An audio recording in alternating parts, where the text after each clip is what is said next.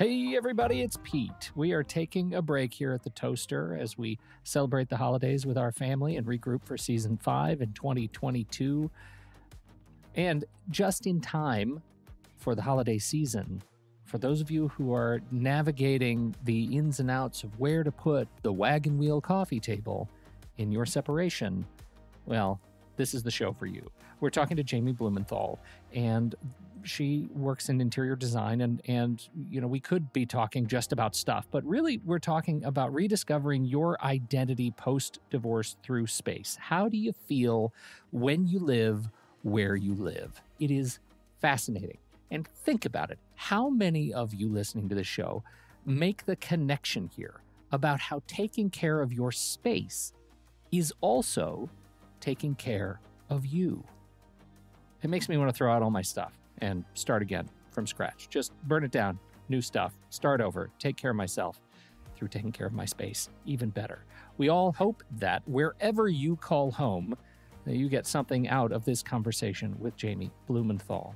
So happy holidays, travel safe, and remember, cherish those relationships.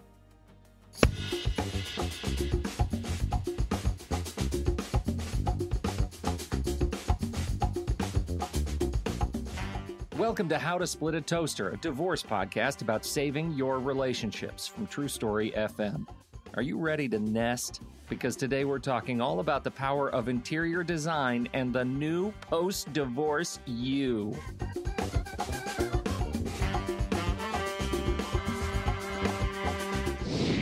Welcome to the show, everybody. I'm Seth Nelson. I'm here with my good friend, Pete Wright. And our guest today is Jamie Blumenthal of Blumenthal Designs, an interior designer. She's a mother of daughters, a dog mom of Cody, the Black Lab, who you must check out on TikTok because he went viral. The dog is on TikTok, Jamie. Yes, my daughter did a video, how I taught my dog to smile, and she put it out on TikTok, and he got over 1 million views. So he's super famous. That's fantastic. Yeah. Oh, I feel like this is just 6 degrees now. 6 degrees of Cody, the smiling dog. It's amazing. What Seth doesn't know, Jamie, is that you and I have been secretly planning this podcast conversation in order to just give you an opportunity to look at Seth on Zoom and just start tearing apart his office. Just give us all the things he needs to do better, right? I did that office. I did that office. That's amazing. I mean, then it'll be a very short list. I helped with the layout of the place. So yes, and I do actually. I love the poster that he has on the back wall. So yes, keep totally. calm and carry on. And carry on. Yes, I wish I have it. I usually have a response. I have a mask that is red like that. And it just says there is no calm on it. It's a COVID mask. So I like to wear that while we podcast together. We're talking about interior design and the power of creating the new post-divorce you.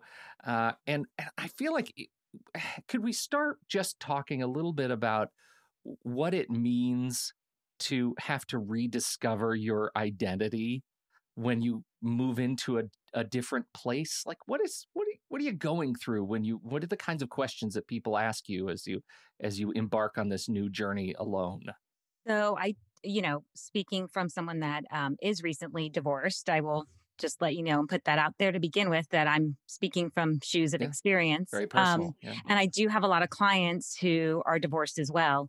And I will say it's, at first it is overwhelming because there were a lot of things you purchased together that made your home. And then when you start to split the toaster, split the sheets, all of those things, it becomes a little mishmashy. So what I try to do is meet with the client and evaluate the pieces that they're keeping or that they're going to take with them or that they've already taken. And we evaluate what pieces are important to them and what pieces are temporary. And then I talk to them about what their styles are. Sometimes I'll have them go on Pinterest and pull some ideas of looks that they like so we can kind of hone in on what their personal style is, because, you've been married 15, 20 years. Your style has either taken on your ex's, or maybe you never really got a vote as to what the direction was going. And now you have half this furniture that may or may not be your style. So that's the first step in kind of recognizing what the ultimate goal is for each client. And Pete, I will tell you that when I went through this process, I worked with Jamie on this exact thing, and she said, "Go on Pinterest. Let me just see." And I had never been on Pinterest before. Yeah, what are you doing on Pinterest? Nothing. Yeah, I have no idea. You got nothing. So, but I'm clicking away, and I'm all excited. I'm clicking all this stuff, and I call Jamie, and I'm like, "Did you check out my Pinterest?" She's like, "Yeah." I'm like, "What do you think of my style?" And of course, I'm just looking for props here, right? And she just calmly says, "Expensive." Oh, no, there was a whole list of things that she could have said in my head, and expensive was like last on the list. Yes, he does have expensive taste. I will say that. Clean, modern that checks lines. out. Yeah. But we'll talk about this later in the show. Jamie made that happen for me without breaking the bank. Yeah. So there's ways to do it, because I'm sure people are thinking, first off, what does interior design have to do with divorce? But like Jamie's saying, it's about you're separating your belongings, but what's going to make you feel good and at peace as much as you can when you're getting into your own space. That gets back to what Jamie was saying. I feel like if I'm trying to put myself in those shoes, and Seth, I'm really curious, like in all seriousness, there is a state of just like confusion and like I'm just out of alignment with the world when you ask me things like, what do you like? Like, I don't know what I like. I forgot what I like. I don't really have strong opinions about things, but it turns out I'll bet I do. If I figure out how to get the right questions asked toward me. And that's exactly what the first consultation meeting is about, is kind of saying, well, what do you like about this picture? What speaks to you from this? Of the pieces that you decided that you wanted from the divorce, why did you pick this piece? Is it something that means something to you? And what does it mean? There are a lot of people that might have antiques that they took with them that were from their grandparents or aunts and uncles. And how are we going to incorporate that into what might not be the style of the antiques, and how do we work that in? So it's I ask a lot of questions, and it's a lot of listening and trying to understand what's important, and also how to use the space. Prior to COVID, it wasn't as much of a thing, but since COVID, there's a lot of conversation of, do you need your kitchen table to also be your home office? Like, you need a room for your children. Are they part-time? Where are you going to work from? What happens if they get quarantined? Where are they working from? How are you making this smaller? Because generally it's a smaller space. How are we going to make this smaller space work for you so that you still get the quality time with your children? So it's because it's so different from going from a 4,000 square foot house to an 1,800 square foot condo or a townhouse. It's a big change. Well, I was going to ask about children, and you took us in the COVID direction. I imagine some complexity in all of these choices, because now, like, you're having to adapt to not just you figuring out, like, what do I like? Like, can we put my Velvet Elvis up somewhere? To like, how do I figure out how? The answer is yes. Yeah. There's always a space for the Velvet Elvis. There's always a wall. There's always a wall. Right. And if not, there's a ceiling. Which is totally okay too.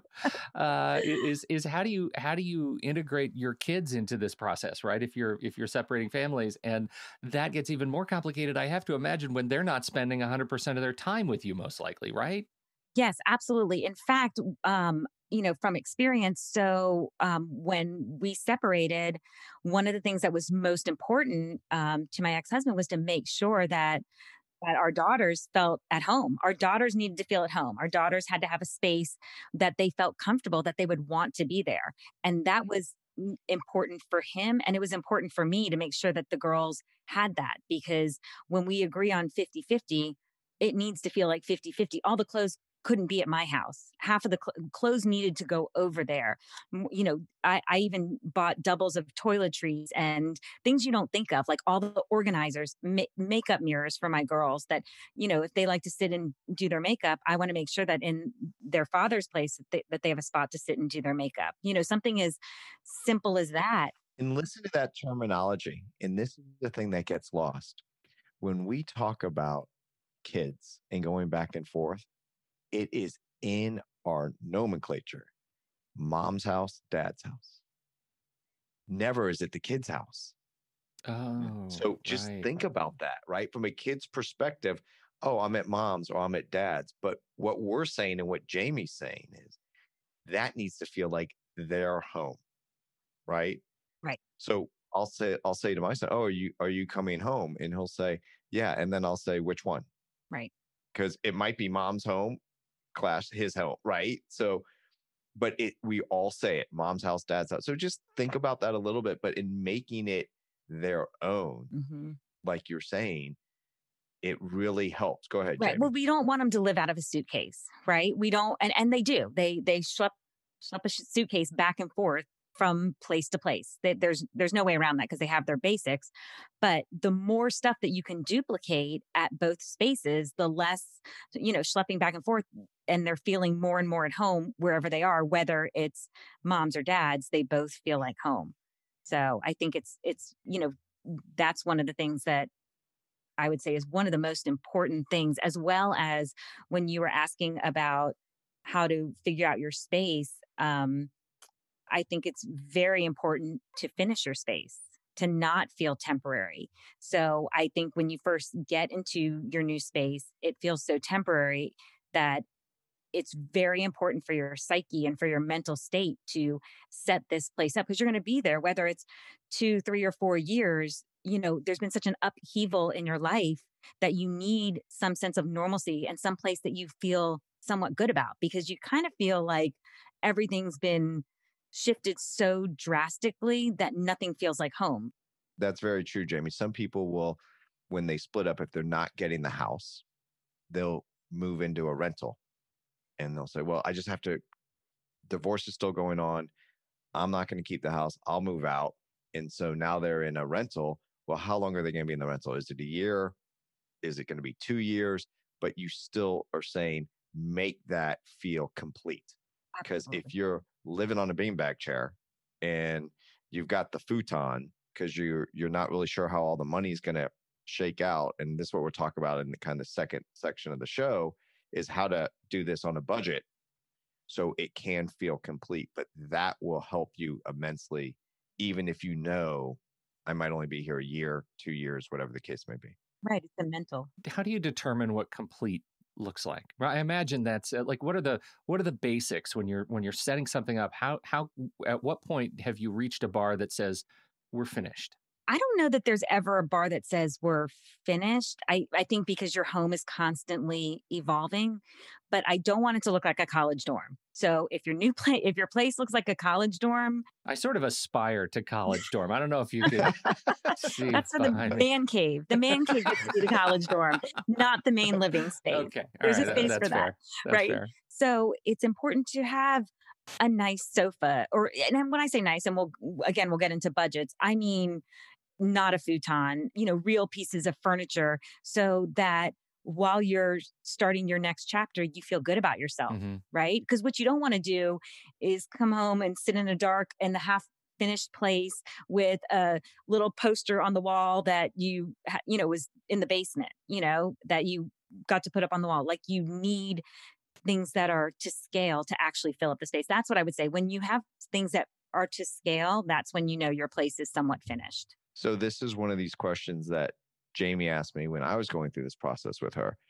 And she asked me all these things like, well, what do you like? What about, and I really had no idea, Pete, back to your point. Right. Yeah. Like, I don't even know. I just knew that at the time I had a kid that was this old and I wanted to be nice for him. And I knew I needed a play area and this and that. So I had some segments of what I wanted. Yeah. But then when Jamie came in and I'm like, oh my God, look at this big, massive leather couch that just looks so comfortable and manly, right?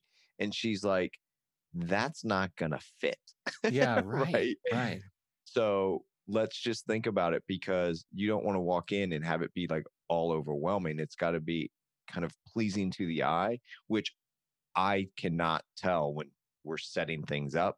But Jamie will take something and move it 6 inches over, and it just looks better.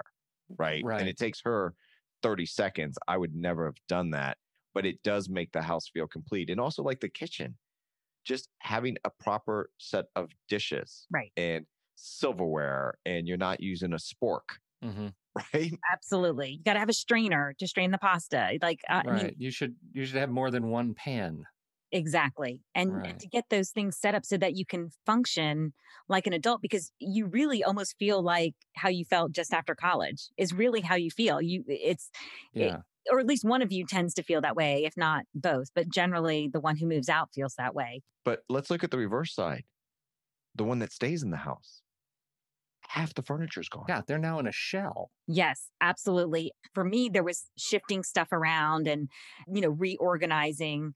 One of the things that, depending on how you can do things, like, because my daughter had some IKEA furniture, some white classic IKEA furniture, the mom collection, for anyone who's out there that is an IKEA person, the mom collection. Hardcore mom. Oh, yes. Right? Everyone knows the mom. MALM, right? No, right. We totally MALM. Yes, the mom. Everyone knows the mom, right? Please. So you get the classic mom collection. So what I told her father to do, I was like, listen, go get more of the mom collection. So I'll give you one nightstand. We'll each buy one more nightstand. So that way she has something to start with. And if we financially can't buy 2 more nightstands, at least we know she has one there, one here. And when you're ready to put the other piece together, you can. And thank goodness for a place like IKEA, you can, complete a set. So there was some of that. There was some reorganizing of spaces, purchasing different chairs and things like that to kind of fill in some of the gaps. And I do that with clients too. Like if they get the big brown leather sectional, it's, what other pieces do we need to go with that to complete it? I would never walk into somebody's home and say, well, that's got to go. You know what I mean? So it's a matter of saying like, and like we said, we'll talk about budget, but it's a matter of saying, well, Jamie says that, but when I was living with my girlfriend, who Jamie's very good friends with, she walked in and she looked at me and said, that's got to go. So when she says never, there's always the exception to the rule, right? What we do is we just make all the other things look so good that you're like, oh, do you really want to keep that now? Like, I do have a question though, because a couple of times, we keep talking about feel and sort of how things feel. And I think so much of my sense is that, this question of figuring out scaling and figuring out, Seth said moving things 6 inches, it suddenly feels better. Like I may not know anything about the look or the pedigree of a particular piece or the room, but I do know when I go sit down in that chair in the corner, if it feels right, like I can intuit this feels better than when it was over there. Right. And so my sense is that so much of your work is, and this is really a catch me when I start lying, is so much of your work is about helping your clients feel like they're a part of a space in a way that isn't the empty college dorm bit. Absolutely. As far as the type of designer I am, my goal when I leave is that the home is a reflection of my client. That it's not like, oh, a designer came in here and did this. This is beautiful. It's, oh, I actually like to eat dinner in front of the TV. I have this cool coffee table that actually pops up into table height so I can sit there and eat my dinner in front of the TV. That's how I live, but it can still be cool and modern. So it's that is my ultimate goal, is where do you like to sit? And this has happened more than one time where I've had a client, the TV is centered on the wall, but the chaise to the sectional is off to the left. And the husband will say, no, that needs to be centered. The chaise has to be centered in front of the TV because that's where I like to sit. And, so it's understanding, where do you like to sit to watch TV? Where do you like to sit to eat? Where do you work on your computer? Where do you charge your phone? Like Seth knows, like I'm all about charging stations. Like, because that's important. Right? The drop zone. Like, where's the drop zone? The kids are now coming in with their backpacks. Where's their stuff going? Because you're in a smaller space. Is there a bench for all the shoes to go and the backpacks to land? So it's a matter of setting up the home, how you live, and make it look good for how you live, not make you adapt to this beautiful space. Right. On that point, literally, I've just done some work in my condo, but Jamie has had me move where I keep my toaster. She And I know it's did? how to split a toaster. And we moved where the toaster was. And let me tell you what happened. You now just leave a lot of bread in the bathroom? Exactly. We moved the toaster to a different section. Now that is become kind of our breakfast area. And my son and I eat breakfast more at our dining room table now because that's kind of where it's set up. I live in a condo. It's kind of an open area, and less at the bar in the kitchen. So where we eat has now changed, all because Jamie said, your toaster needs to live over here. And now you have more space. Like now it's a whole nother space. The kitchen's less crowded and it functions. So it's a matter of putting, that's where now the bread sits over by the toaster, and there's a little refrigerator, and that's where the butter and the cream cheese sit. So you don't have to, do this whole back and forth and really use the space properly. So that's why all the conversations are so important. So I'm kind of listening to this, and I know I've been through it, but Pete, I don't know if you're struggling with this question. Like how do you do this? Like, I hear what Jamie's saying, but if you were like me, coming to be a single guy, and I'm like, really, this is not high on my priority list. Even if I have a kid, does this really make an impact? Are you feeling any of that, Pete? Yeah, I am. And I think so much of that comes in because my initial stress is something you both have alluded to, which is all around budget. And every time he says, now we're going to talk about budget. And I think it's time we talk about the actual mechanics of doing the work. But first, Seth, shall we define a term? Let's do it.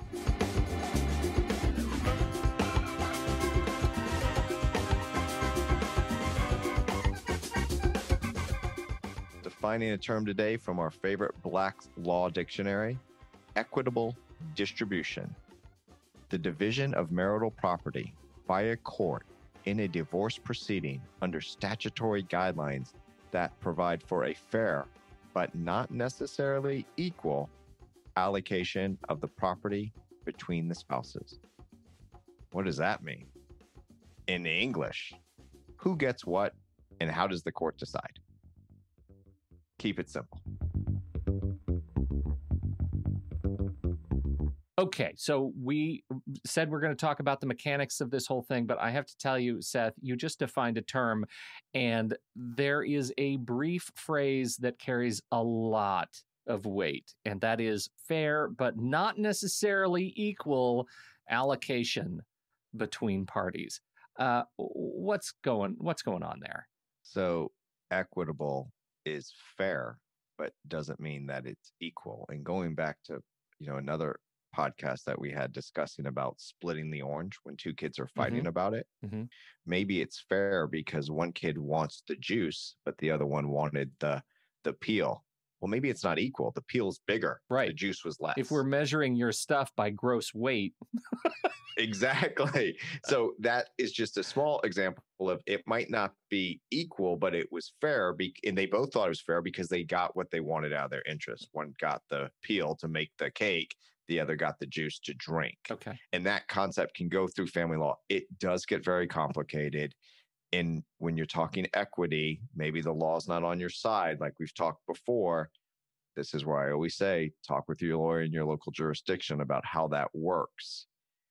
I don't deal in fairness that much because even if you're going to court and it comes out fair at the end, it wasn't necessarily fair because you had to go through that horrible litigation process that we've talked about, like with Dr.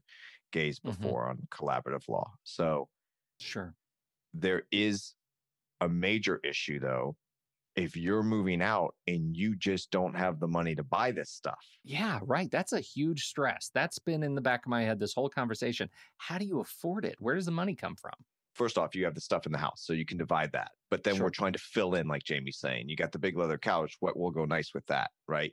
So one is, do you have any savings, or where can that money come from? And Jamie knows much more about buying furniture than I do. So I'm going to let her talk about ways that you can buy furniture that are relatively inexpensive. Yes, absolutely. So I said earlier, IKEA is one of those great places to go where, yes, you have to put the stuff together, but they're simple. They're white, they're black, and it's modular furniture. So, especially if you end up in a townhouse or a condo that is smaller, you can gain a lot of storage with stuff from IKEA and not spend a lot of money.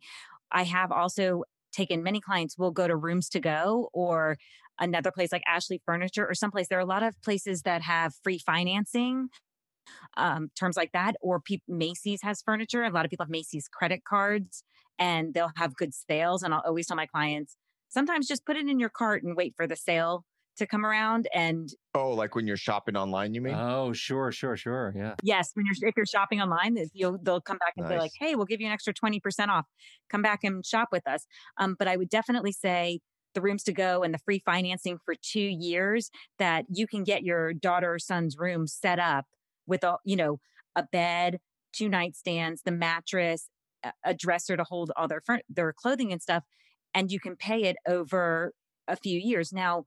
And what I will say about that furniture as well is don't forget these kids are growing up and going off to college. We are not looking to furnish their room as like the end all be all room. It needs to feel like home. It needs to be nice enough.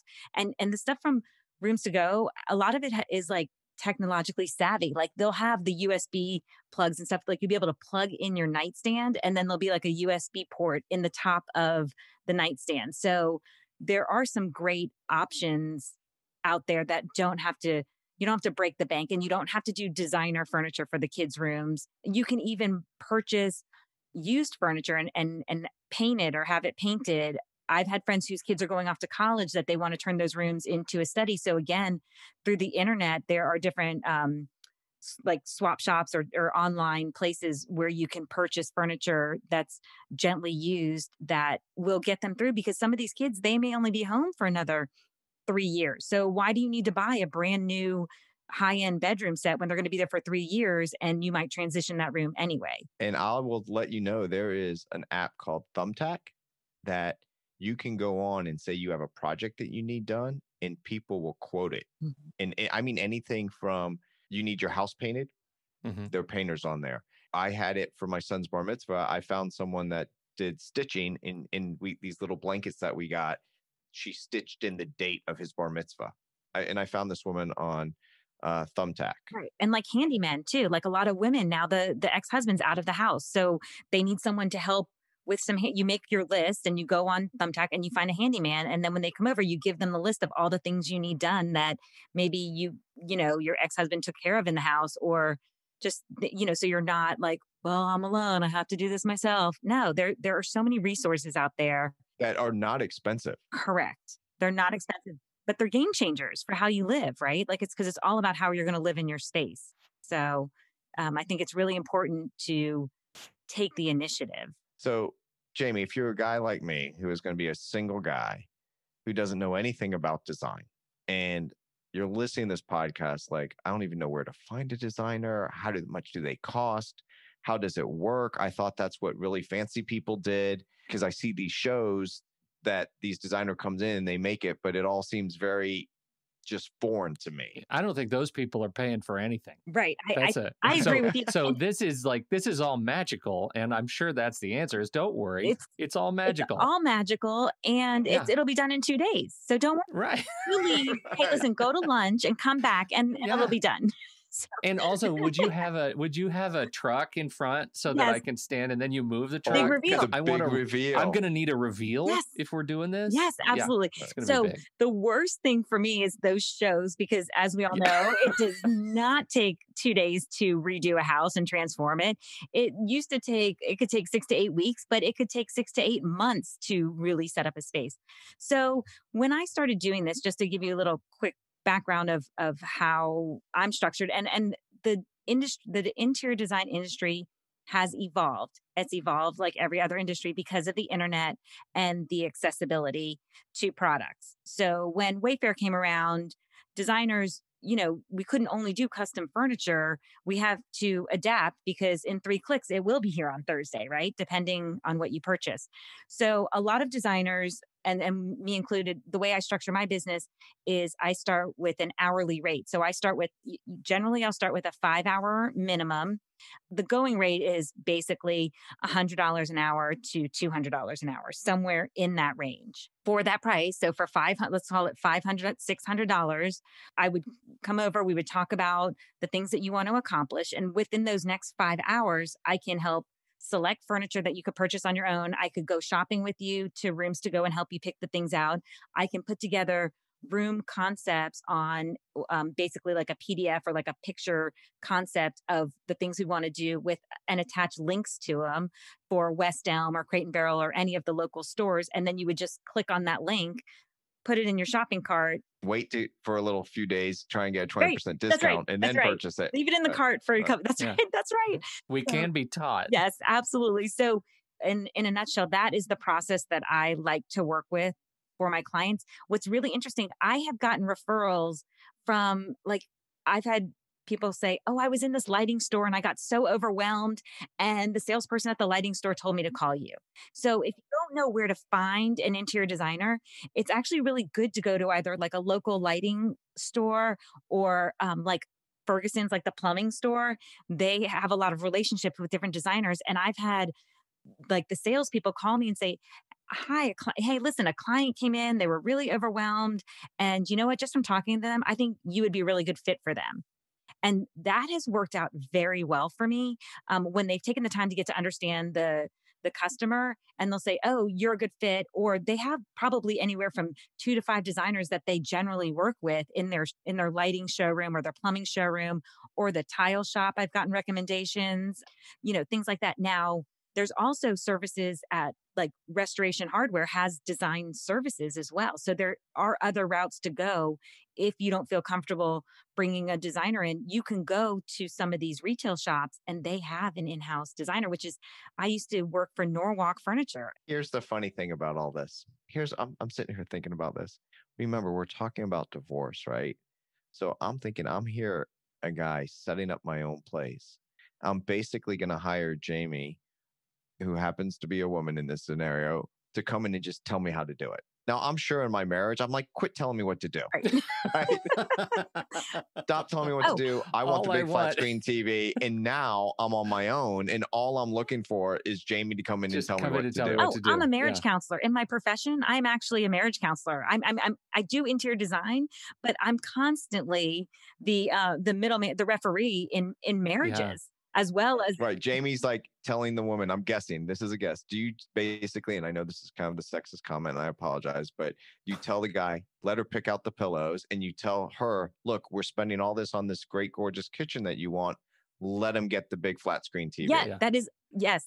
Yes. See? Let him get the big flat screen. Yes, that is always. It's all about splitting the orange. Yeah. Exactly. Right. It's compromises, right? And then if I want 7 pillows on the bed, he's like, fine, as long as I've got the big screen TV, we're good. So let me circle back to the conversation, Pete, that we had alone, because Jamie has all these great ideas about going to Pinterest and pinning all this stuff. Yes. And of course, we talked about, hey, don't post on social media. And this is why people hate lawyers, because now I'm going to tell you, look, if you're working with someone and you want to go to Pinterest and post all of this stuff, that's fine. That's not going to come back and haunt you in court. Because if I'm a lawyer and I get that and I'm like, well, you were on Pinterest, weren't you? Yes. And you posted all these expensive things. Yes. Well, what were you doing? I was trying to figure out how to set up the room for the children to make them most comfortable. Mm-hmm. And did you do that? Yes. Well, what did you do? You hired a designer? Yes. Oh, did you think that was excessive? Well, no. Why? Because I paid her $100 an hour for 5 hours, and she looked at what I posted and she got those same things at IKEA, which was a lot less. Right. And I spent a total of $750. And now my kids really feel comfortable in their room. At no point does that sound like you're showboating. Exactly. Right. Yeah.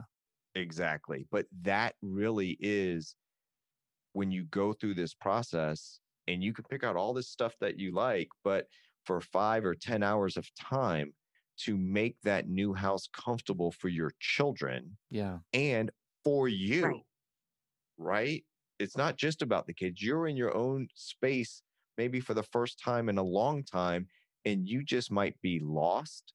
Like you're saying, Pete, I wouldn't even know what to pick. Yeah. When you kind of say, these are the things that kind of strike my eye, and then you have someone at a fixed rate or amount of time and says, I can do all this, and then you order it, right? And then if you need help setting it up, IKEA has people that will set it up for you and put it together. There's that Thumbtack app. I'm sure there's a handyman around because you might just not have the time. Right. Right.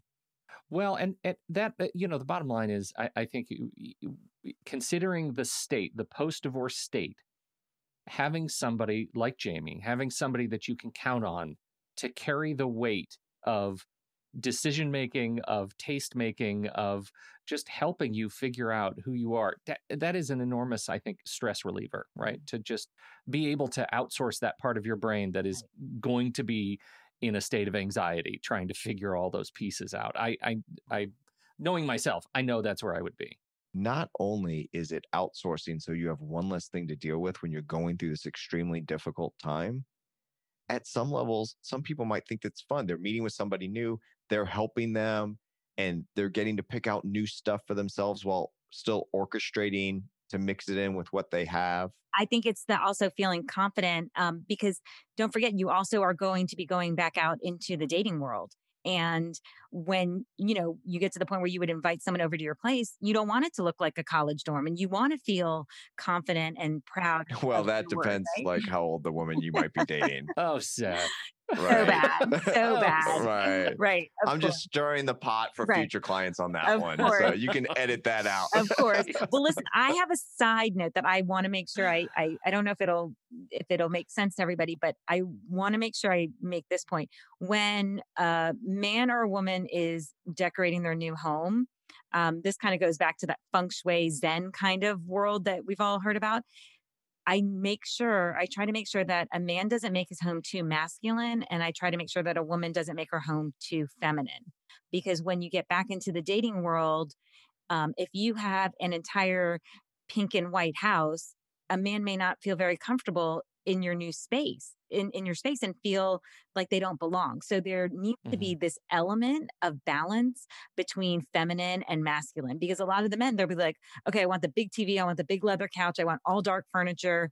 I want this. And then I'm like, well, Pete said that he wanted a jacuzzi with all these speakers that were going to be sick. Yeah. I remember. Yeah, no, it's going to be crazy. But also post-divorce, I'm sure that I'm also going to have a wading pool full of piranha in my former spouse's name. Like I just as we get close to wrapping up, all I can think about is like, have you ever hit like what were the craziest like requests that you've gotten? Have you ever gotten any crazy requests? Great oh my gosh, from post-divorce? wow, that is a great question. Not really crazy. Or I've said, well, let's just think about that for now. That's how I handle let's just table that. Let's just table that. Or You've now said it out loud. We're going to let that ring in the air and we're going to come back to it. We're going to put a pin in it. right. Well, or I would say, no woman ever is going to come over here if you have that in your life. Right. You will never date again, my friend. You will never date again. Right. So, but do you have clients that basically go to that extreme where I could never have what I wanted at I'm going to set this up 100% for me? Because I would see that happening. Like, Jamie, I don't care if a woman comes over and doesn't like my place because it's my place. Yes. Right. And that does happen. But what I do, I try to take the edge off of it a little. Like, listen, I'm not expecting a guy to have floral pillows. Don't get me wrong. But at the same time, I got to return those. Right. Dang it. But I do feel like I'm trying to think if I've had anybody that is really just, gone 100% that way. I would say I've had a couple of people just go 100% restoration hardware. I'm like, I mean, it looks great. It looks like the showroom. It looks great. Yeah, right. So you got to, put some personal touches on it. It is a little awkward when people come walking through your house trying to buy stuff though. Jamie, you need to know I light things on fire a lot. Right? Like I'm a pyromaniac. We're going to need to design around my living room welding set. Yes. Absolutely not my wheelhouse of clients. Okay. So thank goodness. Hey, this has been great. Jamie, you're wonderful. Where would you like people to go learn more about you? Oh, I have a website, blumenthaldesigns.net, I believe. It's .org. It's confirmed. It is .org. Okay, thank you. Yeah.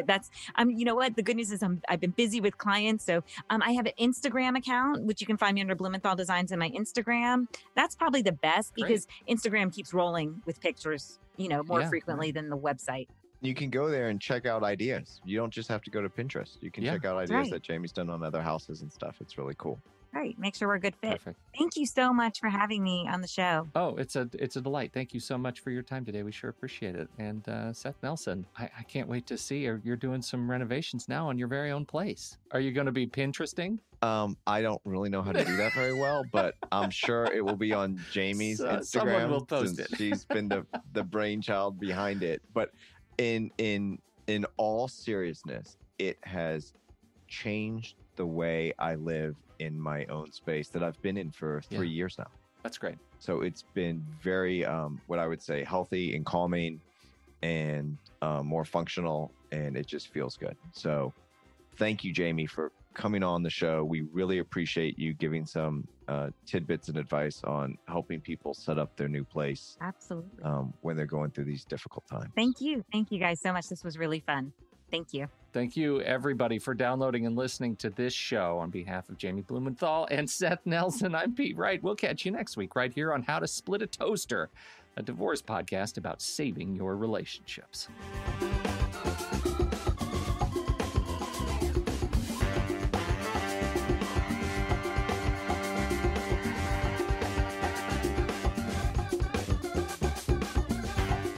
Seth Nelson is an attorney with Nelson Coster Family Law and Mediation, with offices in Tampa, Florida. While we may be discussing family law topics, How to Split a Toaster is not intended to, nor is it providing legal advice. Every situation is different. If you have specific questions regarding your situation, please seek your own legal counsel with an attorney licensed to practice law in your jurisdiction. Pete Wright is not an attorney or employee of Nelson Coster. Seth Nelson is licensed to practice law in Florida.